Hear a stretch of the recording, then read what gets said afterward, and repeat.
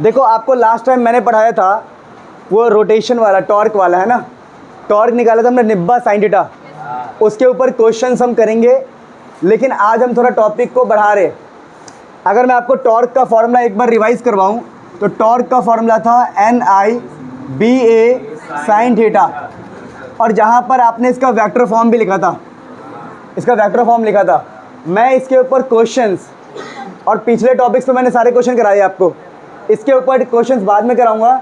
आज हम टॉपिक को थोड़ा आगे बढ़ा रहे और PYQ हम बाद में देखेंगे। देखो अगर मैं बात करूं तो आपको एक फॉर्मूला याद होना चाहिए कि अगर कहीं पर भी मैग्नेटिक फील्ड है, क्या है कहीं पर, और मैग्नेटिक फील्ड के साथ साथ किसी चार्ज पार्टिकल को हमने वेलोसिटी दिया, किसी चार्ज पार्टिकल को वेलोसिटी दिया, तो वहाँ पर जो फोर्स आएगा, force, that force is basically what, QV cross B। QV cross B कि भैया अगर चार्ज पार्टिकल है, उसके पास वेलोसिटी है, उसके पास मैग्नेटिक फील्ड है, तो फोर्स भी लगेगा। क्या लगेगा? और आपको रूल सिखाया था PTF, जिससे आप फोर्स की डायरेक्शन को पता करते थे। PTF रूल एग्जाम में लिखना क्या होगा, left hand rule, right hand rule, पर यहाँ पर हम क्या इस्तेमाल करते हैं, PTF। देखो एग्जाम में आप लिखना कि मैंने भैया सॉल्व किया फ्लेमिंग्स लेफ्ट हैंड रूल से, पर आपने सॉल्व इससे किया होगा। ये आसान है बहुत ज़्यादा लगाना, वरना फ्लेमिंग लेफ्ट हैंड में ऐसे ऐसे करते रह जाते हैं, ऐसे ऐसे रह जाते हैं, आंसर में भी कन्फ्यूज़न रहती है। क्या ये वाला? नहीं, PTF रूल कुछ होता ही नहीं, आपको फिर प्रॉपर बताना पड़ेगा नाम। अच्छा ठीक है, कर सकते हो तो कर लेना, ठीक है। आगे देखो, वैसे PTF रूल कुछ होता नहीं है, ये नाम हमने रखा है। There is no rule kind of PTF, ये तो मैंने बस बना दिया ऐसे कि PTF शॉर्टकट में। अब मेरी बात सुनो, एक रूल होता है screw rule, right hand screw rule, वो अलग है, ये अलग है। चलो छोड़ो ये सब बातें, अपने काम की बात पे आते हैं। तो अगर काम की बात पर मैं आऊँ तो आज का टॉपिक क्या है? टॉपिक ये है कि हमने ना चार्ज पार्टिकल को मैग्नेटिक फील्ड में डाला है, और मैग्नेटिक फील्ड में डाला है और उसको हमने देखा कि वो कैसा मोशन कर रहा है, या कैसे किधर जा रहा है, किधर नहीं जा रहा है। तो बात को समझना, मैं एक क्वेश्चन लेता हूँ CBSE का प्रीवियस ईयर, और क्वेश्चन की हेल्प से ही हम एनालाइज करेंगे। तो देखो मेरे पास क्वेश्चन क्या है समझना, ये क्वेश्चन है जिसके अंदर मैग्नेटिक फील्ड है B, और क्रॉस का मतलब क्या होता है बताओ? क्रॉस का मतलब है कि जो मैग्नेटिक फील्ड है वो अंदर की तरफ है। कहाँ पर है? अब यहाँ पर समझना, मैंने एक इलेक्ट्रॉन को ऐसे वेलोसिटी दी, एक प्रोटॉन को ऐसे वेलोसिटी दी, और एक न्यूट्रॉन को ऐसे वेलोसिटी दी। तब हमें बात करना है कि किसके ऊपर फोर्स लगेगा और किधर लगेगा। तो अब मैंने आपको फॉर्मूला लिखवाया, देखो फॉर्मूला लिखवाया मैंने, F = QV क्रॉस B, और मैंने कहा पहला वाला P होगा, दूसरा T होगा, तीसरा क्या होगा, F।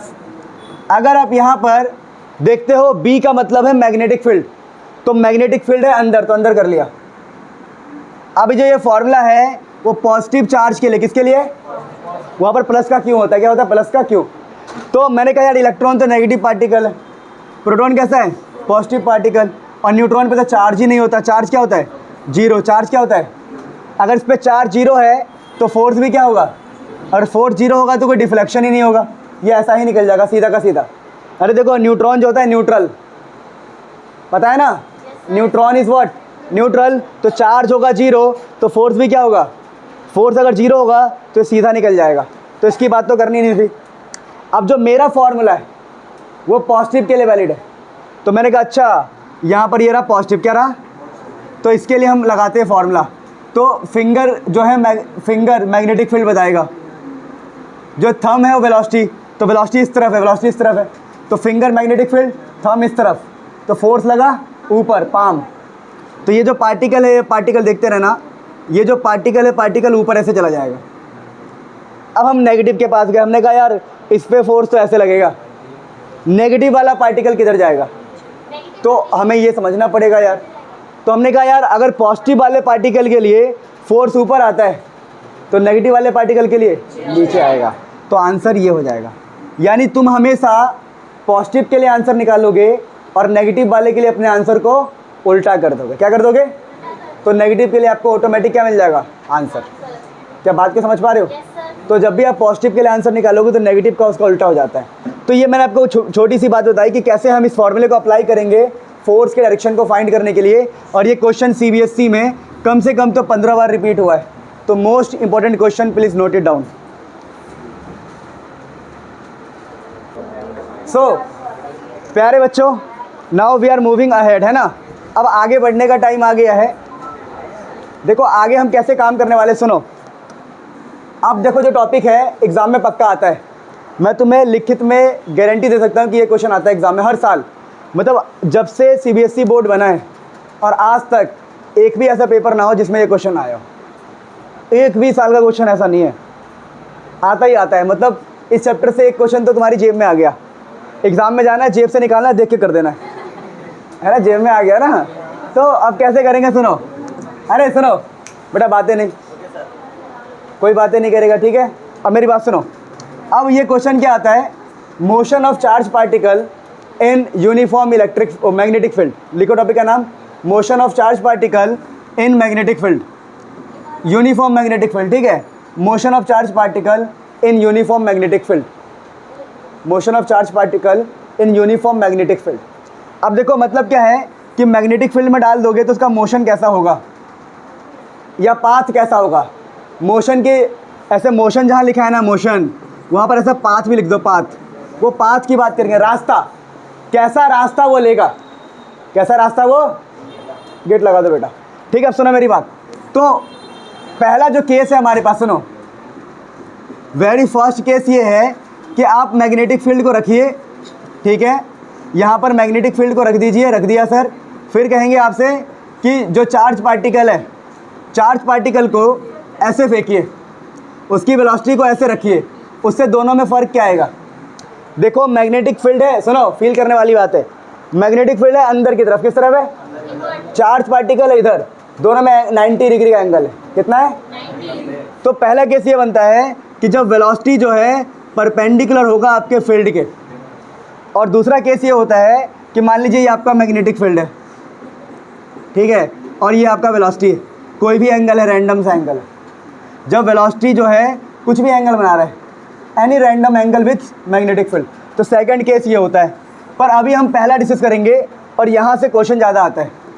From here we get lots of question, है ना, जब वेलोसिटी परपेंडिकुलर हो मैग्नेटिक फील्ड के। तो इस केस को डिस्कस करते हैं, इस पार्ट को भी हम डिस्कस करते हैं। देखो अगर मैं इस पार्ट को डिस्कस करूँ तो सोचो ऐसा हुआ क्या है केस 1 में कि वेलोसिटी परपेंडिकुलर है मैग्नेटिक फील्ड के, तो ये हमारा मैग्नेटिक फील्ड है अंदर, ये क्रॉस का मतलब मैग्नेटिक फील्ड है। सुनते रहना, सुनो। अब आपने पार्टिकल को ऐसे थ्रो किया है, अब आपको इसके मोशन को, इसके पाथ को जानना है। अब बताओ इसका जो पाथ है या इसका जो मोशन है किसकी वजह से बर्बाद होगा या ख़राब होगा, फोर्स की वजह से। इसका जो मोशन है इस तरफ जाने का है, पर ये चार्ज पार्टिकल जैसे ही मैग्नेटिक फील्ड में जाएगा एक फोर्स लगेगा और वो फोर्स इसके पाथ को चेंज कर देगा, पाथ को। तो मैंने कह दिया ठीक है ये है ना मैग्नेटिक फील्ड में आ गया, चार्ज पार्टिकल मैग्नेटिक फील्ड में आ गया। अगर मैग्नेटिक फील्ड में आ गया तो सोचो क्या होगा, ये हर जगह मैग्नेटिक फील्ड है, तो देखो इस पर फोर्स क्या लगेगा। फोर्स के लिए मैंने आपको बताया था फिंगर अंदर, थंब वेलोसिटी की डायरेक्शन में, फोर्स लगा ऊपर, फोर्स क्या लगा। तो ये चार्ज पार्टिकल जो है यूँ जा रहा था, अब क्या होगा, अब ये ऐसे करके घूम जाएगा, क्या हो जाएगा, ऐसे करके घूम जाएगा, यूँ घूम जाएगा, घूम के मान लो यहाँ पहुँच गया, कहाँ पहुँच गया, यहाँ पहुँच गया। अब सोचो चार्ज पार्टिकल की वेलोसिटी किस तरफ होगी, सोचो। अब वेलोसिटी इस तरफ है, वेलोसिटी किस तरफ है, क्या फोर्स लगना बंद हो जाएगा, नहीं। ये तो ऐसी बात हो गई ना कि सिनेमा घर में गए, किसी ने कह दिया देखो बॉम्ब है, बॉम्ब है, बॉम्ब है, तो भाग के उधर गया, फिर वहाँ से धक्का लगा, इधर गया, तो ऐसा है ना कि धक्का लगता रहेगा। तो वैसे ही ये अगर जब आगे गया तो यहाँ पर क्या है, मैग्नेटिक फील्ड अभी भी है, तो फोर्स तो अभी भी लगेगा। तो मैंने कहा अब की तरफ फोर्स लगेगा, तो मैग्नेटिक फील्ड की तरफ फिंगर, थंब किस तरफ रखा मैंने, थंब वेलोसिटी की तरफ, पाम ऐसा आया, पाम इस बार ऐसा आया, इस तरफ, पाम इस तरफ आया, देख लो। तो अब चार्ज पार्टिकल को फोर्स ऐसे लगेगा, तो चार्ज पार्टिकल ऐसे मुड़ गया। फिर हमने कहा चार्ज पार्टिकल मान लो यहाँ आ गया, कहाँ गया, तो अब मैग्नेट देखो वेलोसिटी इस तरफ होगी इसकी, तो मैग्नेटिक फील्ड अंदर है, वेलोसिटी इस तरफ, फोर्स किधर लगा, फोर्स लगा नीचे, तो फोर्स लगा नीचे, तो ऐसे कर्व हो जाएगा, क्या हो जाएगा, कर्व। फिर वो ऐसे पहुँचेगा, फिर ऐसे कर्व हो जाएगा। जब सभी पॉइंट को मिलाएंगे ना हम, तो चार्ज पार्टिकल सर्कुलर में रहेगा, किस में रहेगा, तो चार्ज पार्टिकल सर्कल में घूमता है। यानी कि जब velocity of charge particle is perpendicular to the magnetic field charge particle moves in circular path. Circular motion बनाता है, क्या बनाता है वो? तो सर्कुलर मोशन बनाता है। अब यहाँ पर हम बात करते हैं कि अगर सर्कुलर मोशन है, अगर सर्कुलर पाथ है तो उसकी कुछ रेडियस भी होगी, क्या होगी? तो अभी करना हमें मैथमेटिकल कैलकुलेशन।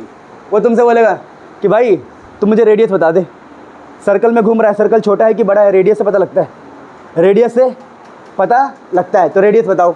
तो आपको अगर रेडियस निकालना है, अगर आपको कैलकुलेशंस करनी है, तो कैलकुलेशन करने के लिए आपको कुछ तो मैथमेटिकल इक्वेशन चाहिए, कुछ ना कुछ इक्वेशन। तो मैं ऐसे खड़ा हो गया और मैंने बचपन के दिन को याद किया कि मैंने यार कहा, यार सर्कुलर मोशन है तो सर्कुलर मोशन में क्या होता है, या सर्कुलर मोशन होता ही क्यों है? तो जब कोई बंदा अपने हाथ में एक पत्थर को बांधता है रस्सी से, अपने हाथ में पत्थर को बांधा है रस्सी से और वो घुमाता है, क्या करता है? वो घुमाता है, तो बनता है सर्कुलर मोशन। क्या बनता है? अब सर्कुलर मोशन बनता है तो आप देखो रस्सी टाइट हो जाती है। रस्सी क्या जाती है? रस्सी क्या जाती है? टाइट। तो रस्सी टाइट हो गई है तो कोई फोर्स पैदा हुआ, कोई फोर्स। रस्सी अपने आप टाइट हो जाती है क्या? नहीं, सर्कुलर मोशन बनने के कारण रस्सी होती है टाइट। तो रस्सी के अंदर कोई फोर्स आता है, क्या आता है? जिसको बोलते हैं हम सेंट्रीपिटल फोर्स। सुना आप लोगों ने सेंट्रीफ्यूगल, सेंट्रीपिटल? कि सर्कुलर मोशन में कौन सा फोर्स होता है? Centripetal force. तो सेंट्रीपिटल फोर्स आया कैसे? सेंट्रीपिटल फोर्स आया उस रस्सी की वजह से। किसकी वजह से? क्योंकि रस्सी की वजह से वो घूम रहा है, तो रस्सी लेके आया सेंट्रीपिटल फोर्स। तो यहाँ पर सर्कल में घूम रहा है, कौन सर्कल में? तो सर्कल में घूमने का मतलब है कि सर्कल में घुमा कौन रहा है? तो सर्कल में कौन घुमा रहा है? Magnetic force. अरे मैग्नेटिक फील्ड घुमा रहा है भाई। यानी कि समझना मेरी बात को, पहले हम ये पढ़ते थे कि जो सर्कुलर मोशन हुआ है, उस सर्कुलर मोशन में जो mv²r आया, वो कौन लेके आया? तो वो रस्सी लेके आया। कौन लेके आया? जो mv²r है, सेंट्रीपिटल फोर्स है, वो जो mv²r है वो रस्सी ने पैदा किया। किसने पैदा किया? रस्सी ने पैदा किया। तो मैं कहूँगा कि यहाँ भी सुनना, यहाँ भी सर्कुलर मोशन है। क्या है? अगर सर्कुलर मोशन है तो सेंटर की तरफ, किसकी बात कर रहा हूँ मैं? सेंटर की तरफ एक फोर्स आ रहा है mv²r। क्या आ रहा है? देखो कभी भी सर्कुलर मोशन होता है तो एक फोर्स पैदा होता है mv²r। उस फोर्स को कोई बंदा पैदा करता है। क्या बोला मैंने? कोई। जब टायर घूमता है ना ऐसे, जब टायर उसका गाड़ी का जब टायर घूमता है तो जो mv²r है सेंट्रीपिटल फोर्स, वो कौन पैदा करता है? फ्रिक्शन। कौन पैदा करता है? बात समझ पा रहे हो? वैसे ही अगर मैं कह रहा हूँ कि यहाँ पर सर्कुलर मोशन है तो सर्कुलर मोशन में mv²r कौन पैदा कर रहा है? Magnetic force. कौन पैदा कर रहा है? तो हम कहते हैं भैया देखो यहाँ पर जो mv²r है वो पैदा किया गया है qvb के द्वारा। किसके द्वारा? याद है कौन सा फोर्स है? Magnetic force. मतलब फोर्स ही फोर्स को पैदा करेगा, या फोर्स ही फोर्स के बराबर हो सकता है। तो ये वाला फोर्स ये वाले फोर्स के बराबर होता है। तो अगर मैं कैलकुलेशन करने जाऊँ तो मैं कहूँगा अगर सर्कुलर मोशन है तो सर्कुलर मोशन में जो mv²r होता है वो किसी न किसी फोर्स के बराबर होता है। तो यहाँ से v से v कट जाएगा और आपको r मिल गया mv/qv। तो आपने रेडियस ड्राइव कर लिया। क्या ड्राइव कर लिया? तो कैलकुलेशन में आपने फर्स्ट कैलकुलेशन किया radius of circular path. Radius of path आपने ड्राइव कर लिया। क्या बात समझ में आ गया बेटा? समझ में आया? तुम्हें समझ में आया? जतिन क्या समझ में आया कि रेडियस कैसे ड्राइव करते हैं? गुड। तो रेडियस हमने ड्राइव किया। अब देखो आगे लिखना बाद में। Look at this. क्या कर दिया? यानी पहला डेरिवेशन जो मैंने किया रेडियस ऑफ पाथ। किसकी बात करी मैंने? अब मेरी बात सुनो, फिर क्वेश्चन कहता है, फिर अगला सेकंड कैलकुलेशन देखो, कहेगा यार कि अगर सर्कल पाथ में है, मतलब चार्ज पार्टिकल ने स्टार्ट यहाँ से किया तो घूम के यहीं पर आ गया, तो कितना टाइम लगा? तो बोलेगा टाइम पीरियड बताओ। क्या बताओ? तो मैं कहूँगा है टाइम निकालना कोई बड़ी बात है क्या? टाइम होता है distance upon speed. Distance cover कर रहा है 2πr, 2π, और स्पीड कितनी है? v। अरे स्पीड तो पता है हमें v। तो तुम कहोगे यार अब क्या किया जाए? तो मैं कहूँगा टाइम पीरियड को t ले लो। क्या ले लो? तो 2 की जगह 2 रहने दो, पाई की जगह पाई, वी की जगह वी, आर की वैल्यू पुट कर दो जो अभी आपने ड्राइव किया M V by Q V, M V by Q V. तो आपको एक बात समझ में आएगी कि वी से वी कट गया तो आंसर आ गया 2 pi M by Q V, 2 pi M by. तो हमने ये निकाल लिया कि जो सर्कुलर पाथ है उसका रेडियस कितना है, सर्कल को कंप्लीट करने में टाइम कितना लगता है। तो कितना गजब है ना कि अगर मैग्नेटिक फील्ड में किसी चार्ज बॉडी को डाल दूँ तो सर्कल में घूमेगा अपने आप। तुम्हें कोई इंजन लगाने की ज़रूरत नहीं है, कोई मोटर लगाने की ज़रूरत नहीं है, वो अपने आप ही घूमेगा।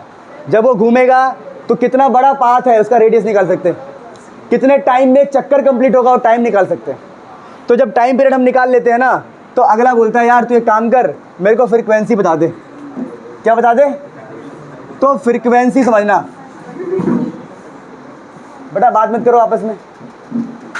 जो फ्रीक्वेंसी होता है वो होता है 1 बाई टाइम पीरियड। क्या होता है? आपने पढ़ा है ये frequency 1 by time period, always 1 by time period frequency. तो अगर मुझे फ्रीक्वेंसी निकालना है तो मैं कहूँगा फ्रीक्वेंसी है मान लो एफ, क्या है? तो 1 बाई टाइम, 1 बाई, और टाइम अभी आपने ड्राइव किया, टाइम था 2 pi M by Q B, क्या हो जाएगा? Q B by 2 pi, Q B by 2 pi. अब यहाँ से प्यारा सा चुप हो जाएंगे, यहाँ से प्यारा सा और सिंपल सा क्वेश्चन बनता है। क्वेश्चन क्या बनता है कि 2 पार्टिकल है, सुनते रहना,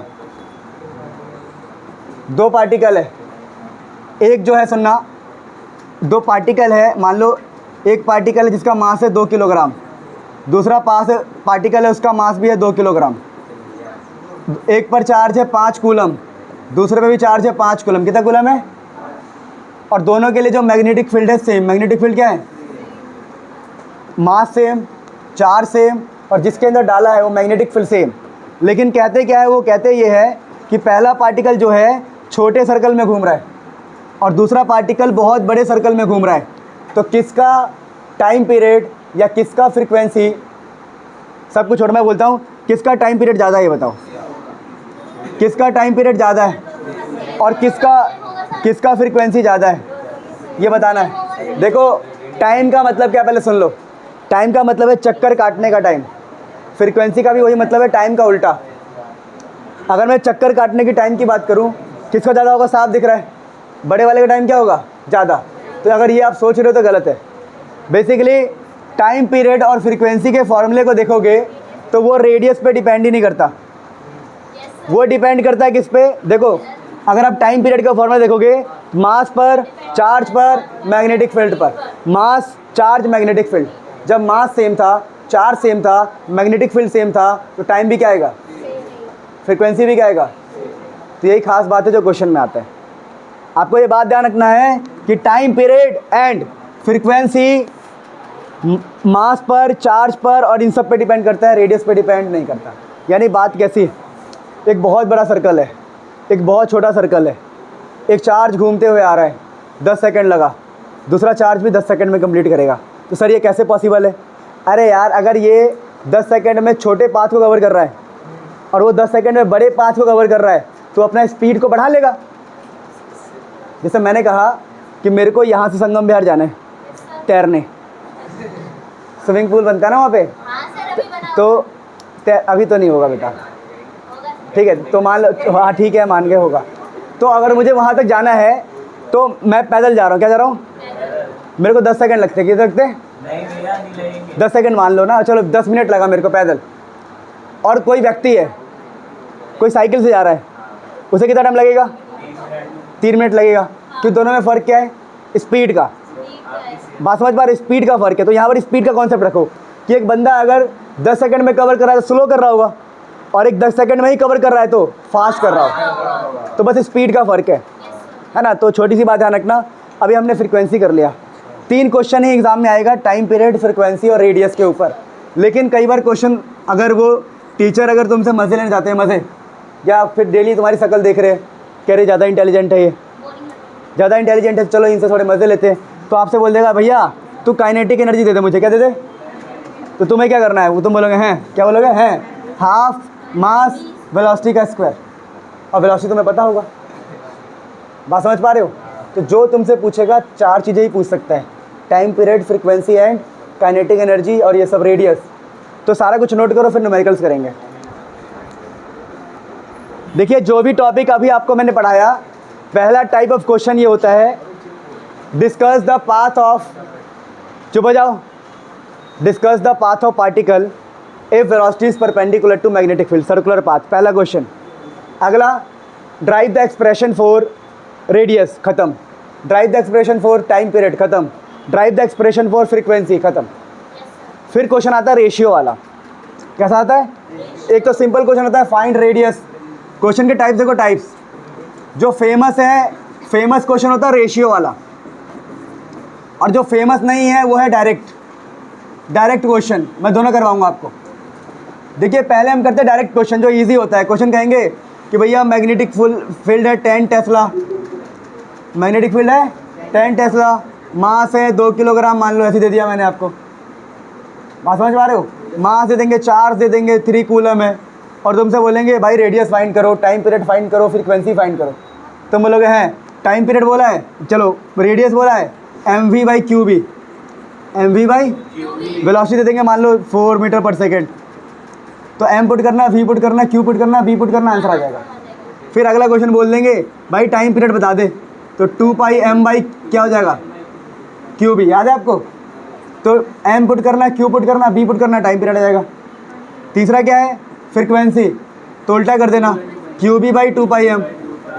तो ये डायरेक्ट क्वेश्चन होते हैं जिसमें आपको वैल्यूज़ दी होगी। अच्छा वैल्यूज़ ऐसे नहीं देंगे, ऐसे बोलेंगे कि अ चार्ज पार्टिकल, अभी इससे भी मुश्किल कर देंगे, ऐसे बोलेंगे a proton is released in a magnetic field perpendicular, its velocity vector is perpendicular to magnetic vector, magnetic field vector. मतलब आपको बेवकूफ़ बनाएंगे। बातों को सरल करना आपका काम है, आप जितना सरल कर सकते हो आप समझना, जो भी डेटा है उनको लिखना और फॉर्मूले में पुट करना बस, ठीक है? तो ऐसे सिंपल क्वेश्चन आएंगे। रेशियो वाले में क्या होता है, बोलते हैं कि रेडियस का रेशियो बताओ, बोलेंगे r1/r2 बताओ, तो आप बोलना यार रेडियस का फॉर्मूला होता है m1 v1 charge of 1 magnetic field of 1, m2 v2 charge of 2 magnetic field of 2, magnetic field of 2। समझ में आ गया? रेडियस का रेशियो, रेडियस के फॉर्मूले का रेशियो। फिर बोलेंगे फ्रीक्वेंसी का रेशियो बताओ, f1/f2 बताओ, बोलेंगे टाइम पीरियड का रेशियो बताओ। तो मैं आपको एक करवाता हूँ रेडियस वाला, बाकी आप डिवाइड कर लोगे खुद से। तो रेशियो वाले में एक क्वेश्चन लिखो जो आता है एग्जाम में, क्वेश्चन लिखो पहले, ये टाइप्स बाद में देखना ना, जगह छोड़ दो ना, इतना सा आधा पेज छोड़ दो, एक पेज छोड़ दो ये लिखने के लिए, है ना? आगे लिखो, क्वेश्चन लिखो अ चार्ज पार्टिकल, लिखो अ इलेक्ट्रॉन एंड प्रोटॉन, लिखो an electron and a proton, and an electron and a proton is released perpendicularly with velocity v and 2v, with velocity v and 2v, with velocities v and 2v respectively in magnetic field, with velocity v and 2v respectively, ठीक है? In same magnetic field, है ना? Magnetic field तो same ही रहेगा। तो आगे लिखो, मतलब अंडरस्टूड है कि सेम ही होगा क्योंकि मैग्नेटिक फील्ड में डाला है उसको। तो find the ratio of their path radius, है ना? पाथ का रेडियस, पाथ्स रेडियस, है ना? जो भी पाथ बनेगा, पाथ कैसा बनेगा? सर्कुलर। क्या बनेगा? उसका रेशियो पूछा था, बोलोगे हैं एक है प्रोटॉन के लिए, एक है इलेक्ट्रॉन के लिए। जो आपको बोले वैसे लिख लेना, पहले इलेक्ट्रॉन बोले तो इलेक्ट्रॉन लिख लेना, पहले प्रोटॉन बोले प्रोटॉन लिख लेना। मैंने प्रोटॉन पहले मान लिया, तो Rp/Re, तो Rp के लिए क्या लिखोगे? Mass of proton, velocity of proton, charge of proton, mv/qb होता है ना, charge of proton, magnetic field for proton. Electron के लिए अब आपको पता है कि ये दोनों कट जाएंगे क्योंकि मैग्नेटिक फील्ड दोनों के लिए क्या है? सेम। अब आगे बढ़ गए हम, तो मास ऑफ प्रोटॉन ये रहा, वेलोसिटी ऑफ प्रोटॉन मैंने v माना है। पहले क्या लिखा था? इलेक्ट्रॉन की प्रोटॉन, पहले क्या लिखा था? पहले इलेक्ट्रॉन ना, तो इलेक्ट्रॉन का 2v बोला है मैंने। देखो रिस्पेक्टिवली बोला है, क्या बोला मैंने? रिस्पेक्टिवली का मतलब होता है पहले वाले का v, दूसरे वाले का 2v। अगर पहले इलेक्ट्रॉन लिखा है तो पहले इलेक्ट्रॉन का v मिलेगा, क्या मिलेगा v। तो प्रोटॉन का 2v हो गया। फिर चार्ज ऑफ प्रोटॉन, चार्ज होता है e, चार्ज तो सेम होता है दोनों पे, क्या होता है, तो चार्ज भी कट गया, तो यहाँ बचा 1, क्या बचा 1, और नीचे क्या हो गया, mass of electron, velocity of electron कितना है v, और नीचे भी 1 आ गया, क्या आ गया, तो अभी क्या बन जाएगा, मास ऑफ प्रोटॉन 2v। अब बताओ क्या होगा, सोचो क्या होगा, इसको क्या करेंगे, m mass of electron into v, ये m का मतलब है मास ऑफ इलेक्ट्रॉन, ध्यान रखना। अब क्या करोगे आप, देखो ये आपका v से v कट जाएगा, तो 2 times mass of proton by mass of electron, ये रेशियो क्या है ये। अब एग्ज़ाम में आपको मास ऑफ प्रोटॉन दिया हो तो ठीक है, ना दिया हो तब भी ठीक है। वैसे एग्ज़ाम में फ्रंट पेज पे मास ऑफ प्रोटॉन भी लिखा होगा, मास ऑफ इलेक्ट्रॉन भी लिखा होगा। आप 11th का पेपर देके आए हो, देखा आप लोगों ने, फ्रंट पेज पे सारी कांस्टेंट की वैल्यूज़ होती है और ये सब होता है। चलो कोई बात नहीं, होगा। तो ये एक पहला क्वेश्चन है, लिख लो। अगला क्वेश्चन देखो, बाद में लिखने का टाइम दूंगा, सुनते रहो, लिखने का टाइम बाद में देंगे, सुनते रहो। अगला क्वेश्चन आता है, लिखो, आंसर की जगह छोड़ दो ना, leave the space for the answer. अगला क्वेश्चन लिखो, a proton and alpha particle, a proton and alpha particle, a proton and alpha particle moves perpendicularly in same magnetic field, moves perpendicularly in same magnetic field with same velocity, in same magnetic field with same velocity, in same magnetic field with same velocity. Find the ratio of their radius, find the ratio of their radius. अब कहानी को समझना, अब story को याद करने से पहले समझ लो, 2 पार्टिकल की बात हुई है, एक है आपका प्रोटॉन, एक बात हुई है अल्फ़ा पार्टिकल। तो आपको प्रोटॉन और अल्फ़ा पार्टिकल के बारे में पता होना चाहिए। देखिए अगर मैं प्रोटॉन की बात करूं तो प्रोटॉन पे चार्ज अगर Q है तो अल्फ़ा पार्टिकल पे होता है 2Q, कितना होता है, दुगना होता है। अगर इसका मास m है तो इसका मास होता है 4m, कितना होता है, मतलब प्रोटॉन और अल्फ़ा पार्टिकल में जो फ़र्क होता है वो ये होता है, चार्ज 2 गुना, मास 4 गुना। अब हम क्वेश्चन को इजीली हैंडल कर सकते हैं। क्वेश्चन कहता है कि अल्फ़ा पार्टिकल है, प्रोटॉन है, दोनों की वेलोसिटी सेम है, मैग्नेटिक फील्ड सेम है, तो ratio of radius, ratio of, तो आप लिखोगे R P by R alpha पूछा है, मान लो जिसका भी पूछे आप निकाल सकते हो, ऊपर नीचे कर सकते हो। आर पी की जगह पर क्या लिखोगे, इक्वल टू में mass of P, velocity of P, charge of P, magnetic field of proton. नीचे क्या लिखोगे, mass of alpha, velocity of alpha, charge of alpha, magnetic field same था, शहीद हो गया, वेलोसिटी सेम था, शहीद हो गया, तो बचा क्या, बचा क्या, देखो ऐसा बचा कुछ, M P by Q P, M alpha by Q alpha, M alpha by. अब यहाँ पर क्या करेंगे, सुनो, यहाँ पर आप कुछ मत करो, इसको ठीक कर लो, M P by Q P, Q alpha by M alpha. पता नहीं कैसे हुआ ये, टर्न हो जाता है, टर्न। अब यहाँ पर वैल्यू पुट करना है, देखो, तो मुझे ये पता है अगर मास ऑफ प्रोटॉन को m माना, मास ऑफ प्रोटॉन क्या हो जाएगा, m, सुनते रहना, मास ऑफ प्रोटॉन क्या हो जाएगा, m, चार्ज ऑफ प्रोटॉन क्या हो जाएगा, चार्ज ऑफ अल्फ़ा क्या होता है 2q, आपको बताया मैंने। तो चार्ज ऑफ प्रोटॉन क्या होता है q, और मास ऑफ अल्फ़ा 4m। इनकी वैल्यूज़ आपको याद रखनी पड़ेगी, दोनों में कंपैरिजन कैसे होता है। तो देखो सब कट जाएगा, देखो तो आंसर आ गया 2/4। 2/4 का मतलब होता है 1/2, यानी कि radius of proton by radius of alpha जो होता है 1/2 होगा अगर मास, वो सॉरी, अगर वेलोसिटी एंड मैग्नेटिक फील्ड क्या है, सेम। तो अगला क्वेश्चन ये हो गया। अगला क्वेश्चन क्या हो गया ये। अब आपको एक क्वेश्चन होमवर्क दे रहा हूँ, क्वेश्चन लिखो, जगह छोड़ दो, क्वेश्चन लिखते रहो। क्वेश्चन लिखो, a proton and a deuteron, क्या लिखा मैंने, deuteron and a deuteron, a proton and a deuteron is released with same velocity in same magnetic field, released with same, समझ में आया, same velocity in same magnetic field. Find the ratio of their, find the ratio of their radius, find the ratio of their radius. क्या बात समझ में आ गया? तो ये करके आना। अब तुम बोलोगे सर हमें ड्यूट्रॉन के बारे में पता ही नहीं है, तभी तो दिया है होमवर्क ताकि तुम पता करो। आपको याद है आइसोटोप्स ऑफ हाइड्रोजन क्या क्या होता है? प्रोटियम, सुना है ऐसा कुछ? चलो वो करके आना तुम, ये तुम्हारा होमवर्क है। अब मैंने रेशियो वाले क्वेश्चन करा दिए आपको, इससे बाहर क्वेश्चन नहीं आएंगे, प्लीज़ नोट इट डाउन। प्यारे बच्चों, सो फर्स्ट केस वन में हमने वेलोसिटी को मैग्नेटिक फील्ड के परपेंडिकुलर रख के देख लिया। अब किसी रैंडम एंगल पे रख के देखते हैं, और ये वाला एग्ज़ाम में आने का बहुत चांस है क्योंकि ये बहुत हल्का सा डिफ़िकल्ट केस होता है। केस टू क्या है कि आपका जो वेलोसिटी है makes some angle with magnetic field.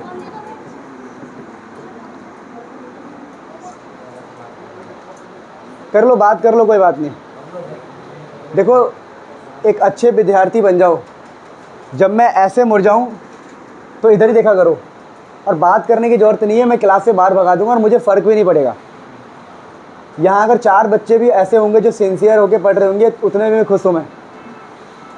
तो अगर अगली बार से बात करते दिखाई दिए, मैं भगा दूंगा। कोई किसी को किसी भी प्रकार से बात करते हुए, इशारा करते हुए कुछ भी दिखाई दिया, मैं भगा दूंगा सीधा ही। फोकस तुम लोगों की तरफ है, ध्यान रखना, समझ गया ना? अगर पर्टिकुलर नाम लूँगा तो रोने लग जाएगी, इसलिए बोल नहीं रहा हूँ मैं। तो V makes some angle with magnetic field, है ना? देखो पढ़ते वक्त ना फोकस यही होना चाहिए।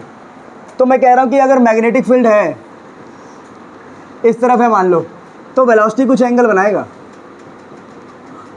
तो इस केस में कैसा पाथ होगा ये समझना पड़ेगा। तो आपको ना समझना पड़ेगा यहाँ पर बेसिक बात क्या है समझना, कि देखो जब भी वेलोसिटी किसी एंगल पे होता है हम उसको कंपोनेंट में ब्रेक करते हैं।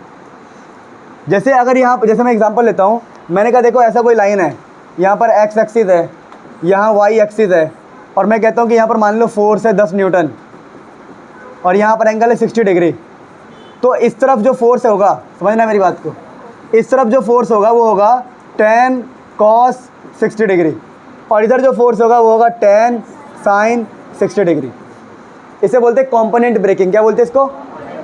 तो वैसे ही मैं कह रहा हूँ कि हमारे केस में हो क्या रहा है, यहाँ वेलोसिटी, यहाँ मैग्नेटिक फील्ड है और यहाँ कुछ एंगल है। तो यहाँ पर कॉम्पोनेंट में वेलोसिटी को ब्रेक करेंगे।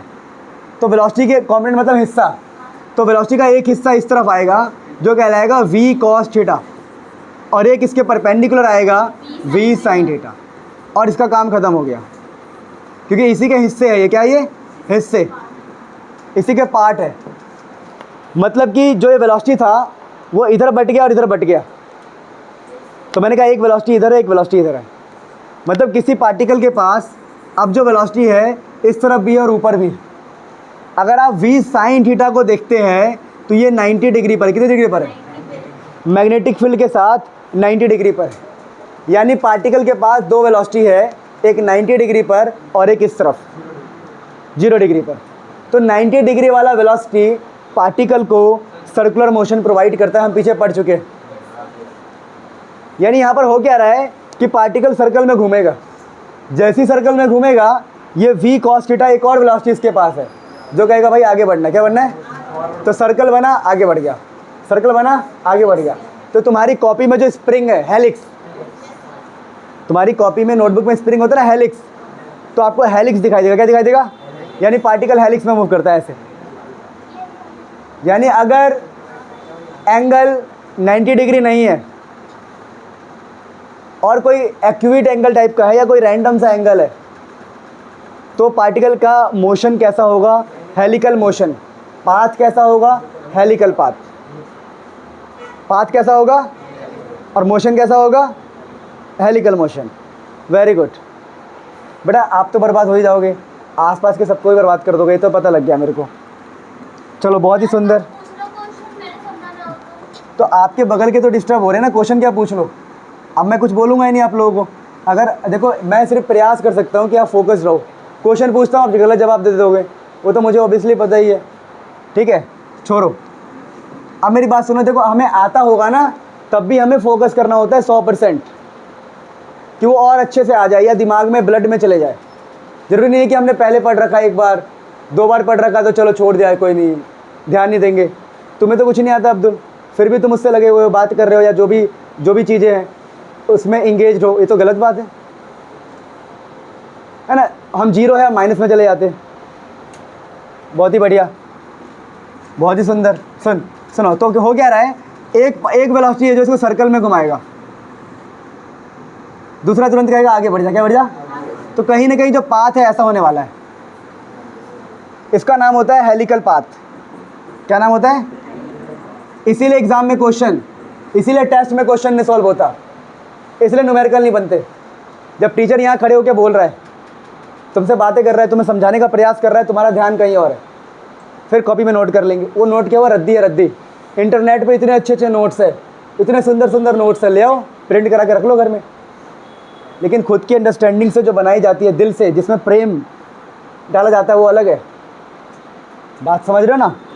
तो आप अपना एफर्ट्स इसमें लगाओ। तो ये हेलिकल पाथ है, और जो मोशन है हेलिकल मोशन, हेलिकल मोशन। अब यहाँ पर एक बात बताओ, क्या यहाँ पे सर्कल बन रहा है? हाँ, तो सर्कल का रेडियस भी होगा, सर्कल का। तो देखो सर्कल का रेडियस, रेडियस की अगर मैं बात करूँ, रेडियस, तो रेडियस होगा r, और क्या होगा वो mv/qv। गलत है कि सही है?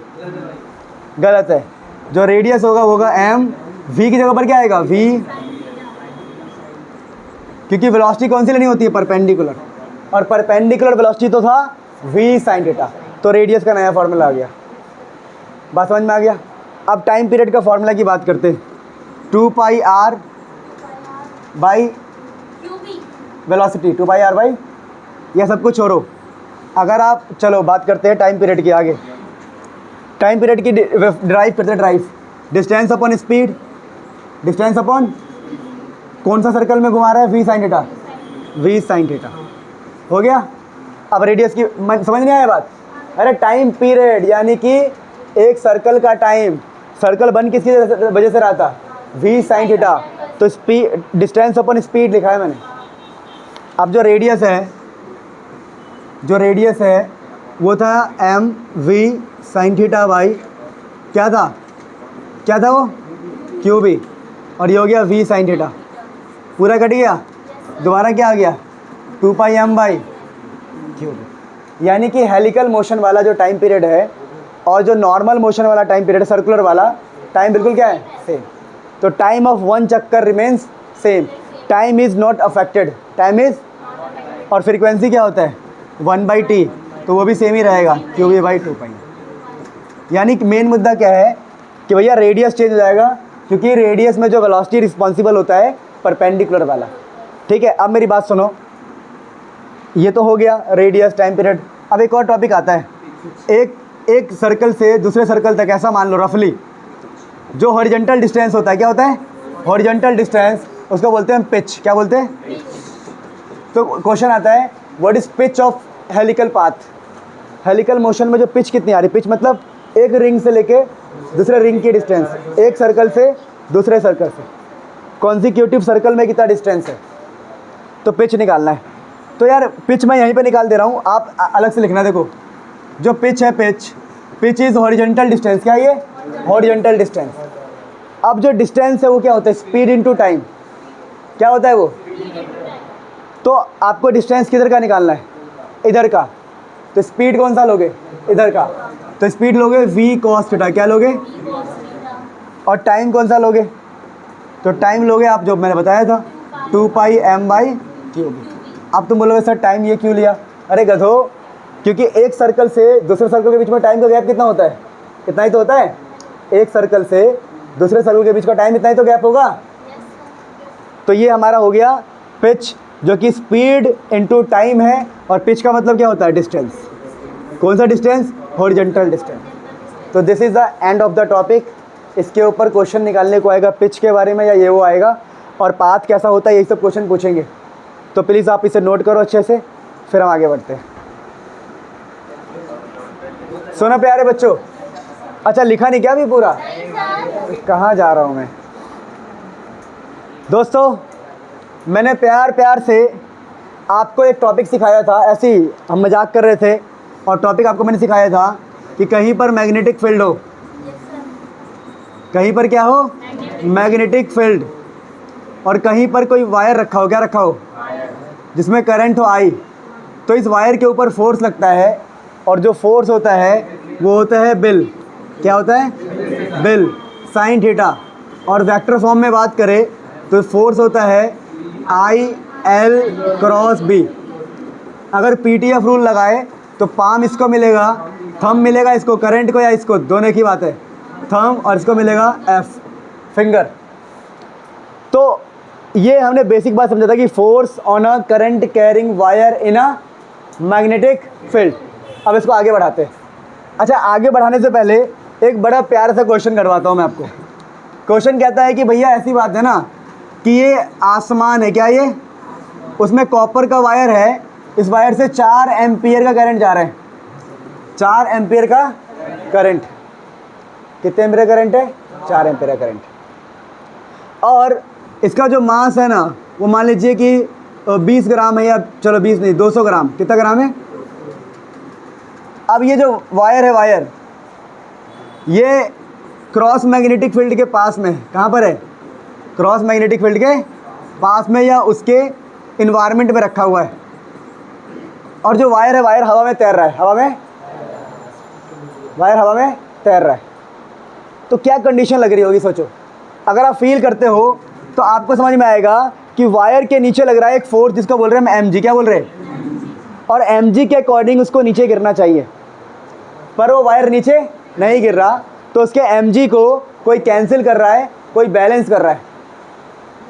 कौन बैलेंस कर रहा है, सोचना है, कौन बैलेंस कर रहा है ये, तो मैग्नेटिक फील्ड ही है जो फोर्स लगा के बैलेंस कर रहा होगा।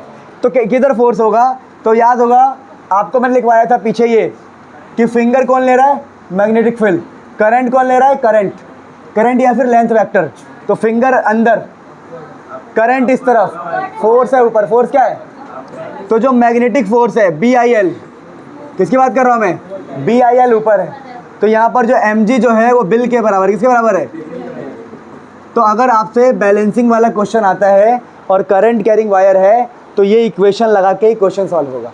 अब वो क्या करेंगे, बड़े चालाक होंगे, वो बोलेंगे मास गायब कर देंगे, क्या गायब कर देंगे, बोलेंगे find the mass, this is balanced, B दिया होगा, I दिया होगा, L दिया होगा, G पता है, M निकल जाएगा।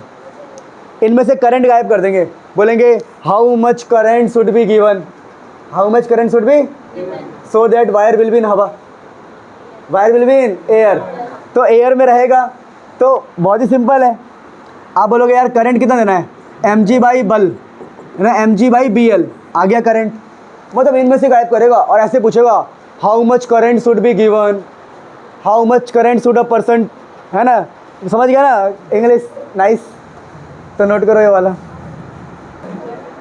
तो बेटा जो मिस करे, बैलेंस बोल दे, इक्विलिब्रियम बोल दे, फोर्स इक्वल बोल दे, कुछ भी बोल दे, समझ जाओ कि लटका हुआ है हवा में, ये इक्वेशन लगाओ, खेल खत्म, खेल खत्म। अगर एंगल वैंगल दे देना तो बिल साइन थीटा कर देना, क्या कर देना, ओरिजिनल फॉर्मूला लग जाएगा ना, एंगल दे देगा तो। वैसे एंगल नहीं देगा, ठीक है, वो उनको पता है कि हम CBSE वाले, बहुत ऑब्वियस सी बात है। देखो एक होता है बोर्ड होता है ISC को, जैसे होता है ना उसका शॉर्ट फॉर्म यही होता है, हाँ ठीक है, मैंने निकाला ये। तो उस वाले का, उसका पेपर देखोगे तो उसका 10th का क्वेश्चन पेपर 12th के क्वेश्चन पेपर से मैच करता है, ये लेवल रहता है, पता है, नहीं वो बोर्ड ही अलग है। चलो छोड़ो, क्वेश्चन की बात करते हैं आगे। देखो अब जो टॉपिक पढ़ा रहा हूँ मैं, इसको लिखते हैं मोस्ट इम्पॉर्टेंट, लिखो मोस्ट इम्पॉर्टेंट। ये टॉपिक ये है कि कहते हैं भाई साहब सुनो, वो कहते हैं सुनो, एक मिनट रुको मैं सुन लेता हूँ। अच्छा सुनो बेटा, अब मोस्ट इम्पॉर्टेंट टॉपिक की बात कर रहे थे हम। ये टॉपिक एग्ज़ाम में हर 2-3 साल में रिपीट होता है। तो 2021 में आया था, 2022 में भी आया है, 2023 में भी आ ही जाएगा। 23 ही चल रहा है ना ये, 24, 2024 में आ ही जाएगा, 24 ही तो चलेगा आगे। क्वेश्चन ये है, कहते देखो यहाँ एक वायर है, क्या है यहाँ पर, एक ये करंट कैरिंग वायर है क्या ये? और आपको पता है current carrying wire behaves like अ, और आपको पता है कि इतनी दूरी पर ये वायर जो मैग्नेटिक फील्ड पैदा करता है वो मैग्नेटिक फील्ड की वैल्यू होती है म्यू नॉट आई, जो भी करंट है इसके अंदर, और जो भी ये डिस्टेंस है are, 2r।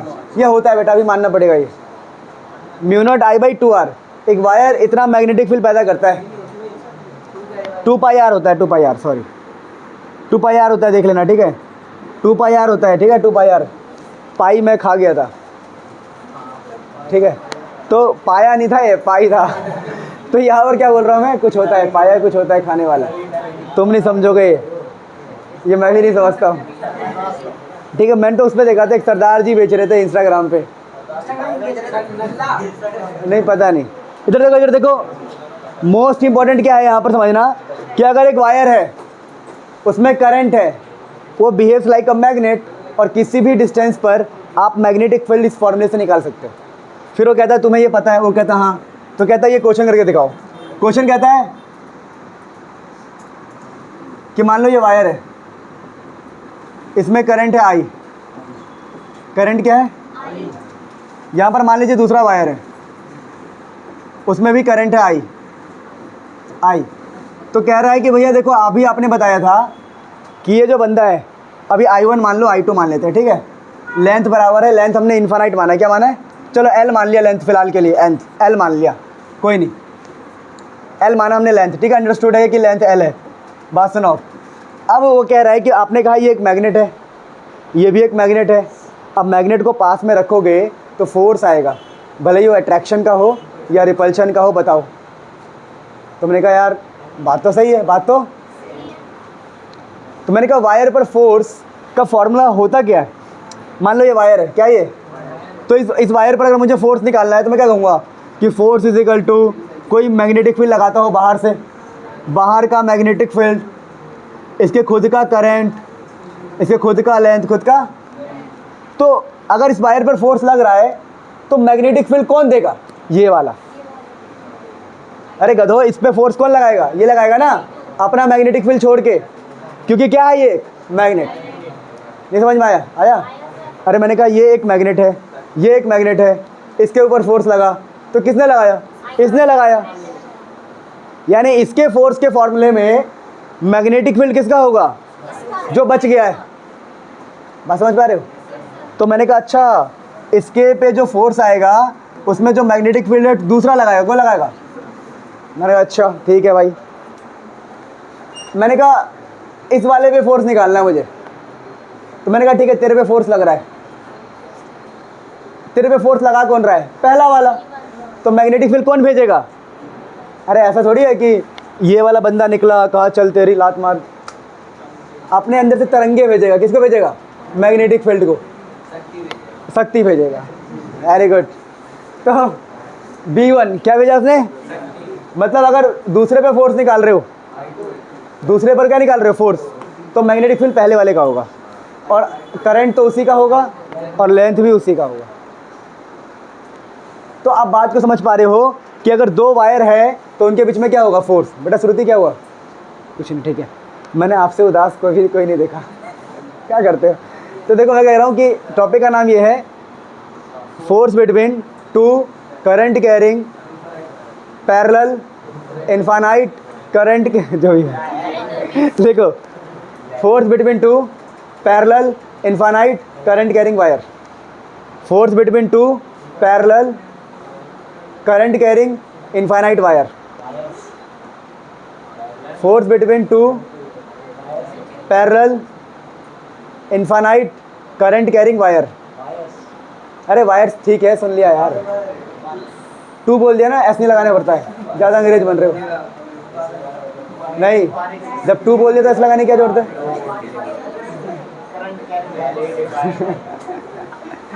Force between two parallel infinite current carrying wire, तो इनके बीच में फोर्स निकालते हैं। देखो तो अब सुनो, तो हम गाना गाएंगे, कौन सा वाला, let two wires having current I1 and I2 having length L1 L2 respectively, है ना। लेंथ को ऐसे हमने इनफाइनाइट बोल दिया, क्या बोल दिया है, इनफाइनाइट, तो लेंथ की बात नहीं करोगे तभी चल जाएगा। तो लेंथ की बात अभी नहीं कर रहे हम, सुनते रहो आप कहानी। फोर्स निकालेंगे कैसे? तो हम कहेंगे मान लो इनके बीच में जो डिस्टेंस है वो डी है। डिस्टेंस क्या है? तो मैं बोलूँगा देखो पहले मैं निकाल रहा हूँ, सुनो, पहले मैं निकाल रहा हूँ force on first wire due to second wire, force on first due to second. तो मैं बोलूँगा देखो भैया बात ऐसी है, बहुत ही सिंपल, कि फोर्स ऑन 1 2, ये जो हो जाएगा ये हो जाएगा आपका मैग्नेटिक फील्ड। लगा कौन रहा है? ड्यू टू 2, तो magnetic field of 2, magnetic field of current of 1, length भी ऑफ 1। तो यहाँ से देखो जो आंसर आएगा मेरा, देखो हमारे ना, सुनते रहना, दूसरे का मैग्नेटिक फील्ड। अब सोचो ये वाला बंदा मैग्नेटिक फील्ड भेजेगा, तो इसके लिए मैग्नेटिक फील्ड निकालने का फॉर्मूला कैसे याद करो? म्यू नॉट करंट ऑफ दूसरा मैग्नेटिक फील्ड इसका है ना, बाई 2 पाई डी। याद है? अगर मैग्नेटिक फील्ड दूसरा भेज रहा है तो मैग्नेटिक फील्ड का फॉर्मूला मैंने बताया था म्यू नॉट आई 2 पाई डिस्टेंस। याद है बेटा? याद है आपको? याद नहीं? पीछे देखो ये वाला बताया मैंने, ये कि अगर किसी का मैग्नेटिक फील्ड किसी आर डिस्टेंस में निकालना हो तो mu naught I by 2 pi R. तो डिस्टेंस कितना है? अगर आप सोचो ना, आप ये सोचो कि मैं मैग्नेटिक फील्ड इसकी वजह से चाहता हूँ ना, तो डिस्टेंस डी पर, यहाँ पर, तो mu naught I by 2 pi D. तो मैंने कहा अच्छा अब मेरे को B2 तो मिल गया। B2 कितना मिला मुझे? Mu naught I2, mu naught I2 by 2 pi D. और यहाँ पर I1 था, यहाँ पर L1 था। क्या था? L1। तो हमें ना एग्ज़ाम में जो फोर्स निकालने को आता है force per unit length, per unit. तो अगर पर यूनिट लेंथ आएगा तो हम फोर्स को F12 को L1 से डिवाइड कर देंगे। मतलब जो लेंथ है ना, लेंथ को इधर ले आएंगे। ये लेंथ दिख रहा है आपको? लेंथ L1 इधर ले आएंगे तो आंसर जाएगा mu naught I2 I1 by 2 pi D. तो दो, सुनो इसका मतलब क्या है? ये जो वैल्यू आया, ये क्या वैल्यू आया कि दूसरा वाला पहले पर कितना फोर्स अप्लाई करेगा। अगर मुझे हाथों हाथ ये निकालना है F21 force on 2 due to 1, on 2 due to 1, लगाने वाला बंदा कौन है इस बार? 1। तो कैसे लिखोगे बताओ? लगाने वाला बंदा 1 है तो मैग्नेटिक फील्ड किसका आएगा? 1 का। जो लगा रहा है उसी का मैग्नेटिक फील्ड आएगा। तो फोर्स का फॉर्मूला हो जाएगा magnetic field of 1, length of 2, current of 2। तो अब मैग्नेटिक फील्ड 1 का है तो पहला वाला बंदा भी मैग्नेटिक फील्ड लगाएगा इधर। और फॉर्मूला क्या होता है? Mu naught I1 by 2 pi D. लगा तो रहा है I1 ना, तो mu naught I1 by 2 pi D. तो mu naught I1 by 2 pi D, यहाँ पर I2 है और यहाँ पर L2 है। क्या है? अब दोबारा हम क्या निकाल लेंगे? Force per unit length, force per unit length. क्या हो जाएगा ये? लेंथ, लानत। वेरी गुड बेटा, डोंट टेक नेम, सिर्फ मैं लूँगा। आप नाम ले सकते बेटा। बात समझ में आया कि नहीं आया? So please note it down, है ना? तो हम याद, देखो छोटी सी बात याद कर लेना कि दो पैरेलल वायर हो, डायरेक्शन सेम हो करंट का, तो they will attract each other, they will attract each other. अगर दो पैरेलल वायर हो, करंट अपोजिट डायरेक्शन में हो, तो रिपेल ईच अदर। क्यों रिपेल करेंगे? क्योंकि ये भी एक मैग्नेट है, ये भी एक मैग्नेट है, ये भी एक मैग्नेट है, ये भी एक मैग्नेट। तो ये लिख लो, छोटी सी बात इंपॉर्टेंट है। फिर आगे हम बातें करते हैं इसके ऊपर। देखो प्यारे बच्चों, इस पे क्वेश्चंस कैसे कैसे आएंगे, सुनो क्वेश्चन। देखो क्वेश्चंस, पहला क्वेश्चन ये आता है कि दो वायर हैं, उनके बीच में डिस्टेंस है 1 मीटर, करंट है 4 एम्पियर, करंट है 5 एम्पियर। ठीक है, सब बातें लिख देंगे। वो बोलेंगे बताइए how much force per unit length between them, कितना फोर्स है उनके बीच में पर यूनिट लेंथ। अगर आपने ठीक से देखा हो तो दोनों फोर्स का जो वैल्यू है सेम आता है। जितना फोर्स है उस पर लगा रहा है उतना ही फोर्स है उस पर लगा रहा है। तो हम बोलेंगे भैया देखो दोनों के बीच में जो फोर्स होगा वो होगा force per unit length, force per unit, वो हो जाता है म्यू नॉट I1 I2/2πd। तो म्यू नॉट की वैल्यू आपको कांस्टेंट है, पता होनी चाहिए, नहीं पता कोई बात नहीं, 2 से मल्टीप्लाई करना, 2 से डिवाइड करना, तो क्या बन जाएगा ये mu naught by 4π। Mu naught by, तो म्यू नॉट बाई 4π की वैल्यू होती है 10⁻⁻⁷। तो यहाँ पर 2 तो हमने खुद से लाए ना ताकि ये बन जाए कांस्टेंट बन जाए, क्या बन जाएगा, तो ये हो गया हमारा ऊपर 2 I1 I2 5 4 जा 20 और नीचे क्या बचा d कितना है 1, तो आंसर आ गया फोर्स बिटवीन 2। अब मैंने ये क्वेश्चन क्यों कराया, बहुत इजी है तब भी, ताकि आपको ये सिखा सकूं कि म्यू नॉट बाई 2π की वैल्यू नहीं पता आपको, म्यू नॉट बाई 4π का पता है, तो 2 से मल्टीप्लाई करना, 2 से डिवाइड करना। वरना फिर बच्चे क्या करेंगे, सुन लो, वो करेंगे पहले म्यू नॉट की वैल्यू पुट करेंगे कहीं से निकाल के, म्यू नॉट की वैल्यू पुट कर दी, फिर 2, फिर पाई की वैल्यू 3.14 और जीवन नाश हो गया। ठीक है, तो या कोई और भी तरीका आसान निकाल सकते हैं, पर ज़्यादातर बच्चे जीवन नाश ही करेंगे। म्यू नॉट की वैल्यू लिखेंगे, पाई 3.14, फिर काट पीट करेंगे, कट जाएंगे। सुनो, तो ये हो गया पहला क्वेश्चन। दूसरा क्वेश्चन ऐसा होता है, पहले क्वेश्चन के टाइप देख लो, पहले देख लो एक बार आता कैसा है। दूसरा क्वेश्चन ऐसा आता है कि भाई साहब ऐसी बात है,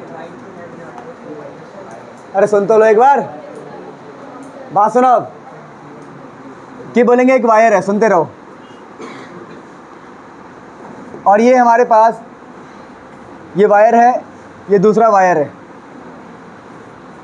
ठीक है, समझते रहना। और बोलेंगे कि इनके बीच में डिस्टेंस मान लो 2 मीटर, कितना है, करंट भी दे देंगे 4 एम्पियर I2। बोलेंगे इनके बीच में जो फोर्स है वो 4 न्यूटन है, फाइंड I2। अब वो जो गेम खेलेंगे वो है मिसिंग कि सारी वैल्यू दे दी और एक को मिस कर दिया। तो फोर्स का फॉर्मूला लिखोगे, force is equal to force per unit length लिखोगे, ये जो होगा ना 4 न्यूटन पर मीटर लिखा होगा, मतलब वो दे रहा है force per unit length, Newton पर मीटर है वो, तो ये जो फोर्स अपॉन लेंथ दिया होगा, बोलेंगे म्यू नॉट I1 I2/2πd, आपको F/L दिया हुआ है,